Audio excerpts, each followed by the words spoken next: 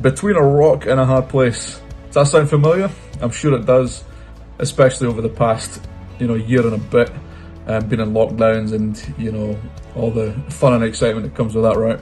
I think if there's anybody in the Bible that can relate to what we've been through, or even what we're going through right now, is King Hezekiah, found in Isaiah chapter 37. Long chapter. I'm not going to read the whole thing because we'll be here now till Christmas. But I just love how Hezekiah, what he's going through, because the nation of Judah is, or should I say the kingdom of Judah, is under siege from the Assyrian army, one of the most powerful militaries at the time.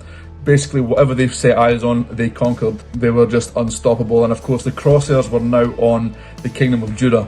And Hezekiah is, like any of us would be, he's just in a state of, flip, what am I going to do? It is pretty much the way things look. It is game over. And of course, Sennacherib, the king of Assyria, sends him a message that basically says, abandon all hope, give up. He actually even goes as far as saying, don't even rely on your God, because no God is going to help you. And of course, what does Hezekiah do? He doesn't do what us Brits would do, or Scots would do. He doesn't complain about it. He doesn't moan about it. He does something absolutely incredible. It says this in verse 14, it says, after Hezekiah received a letter from the messengers and read it, he went up to the Lord's temple and spread it out before the Lord. And Hezekiah prayed this prayer before the Lord. But I would recommend you just go and have a look at that chapter yourself and just get blown away by it. Because in verse 21, he gets a message through the prophet Isaiah from God.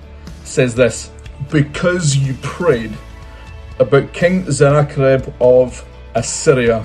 I just love those words there. It just says, because you prayed. And if you want to know what happens in the rest of it, just read the rest of the chapter, because it's like something out of a Lord of the Rings trilogy.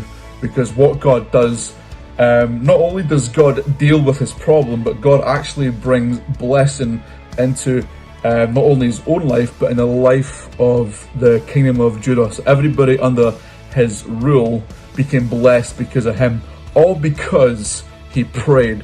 I wonder what in our own life, and what the next year is going to unfold in us, I wonder what God can do on our behalf just because we prayed. And I think it's such a really powerful statement. What God has been speaking to me about through that is, prayer. I know it's a bit of a cliche, but prayer really does work. And I'm not talking about the prayers where they're just like, I've prayed, how Jesus says, don't go on, you don't ramble on and on like those hypocrites do, but instead pray like this. I can relate to the rambling on prayers because I've done that for so many years. I just know that hasn't really worked. But the real prayer I'm talking about is the prayer that connects with the heart of God. The kind of prayer that says, God, I am dependent on you for an answer. And I know it is that type of prayer that God can actually turn things around in your life and in my life to see incredible things take place. And that's just what I sense God has been speaking to me through this chapter about, is the power of the kind of prayer that connects with the heart of God. I hope that blesses you. I hope strengthens you. I know it will. Enjoy the rest of the week.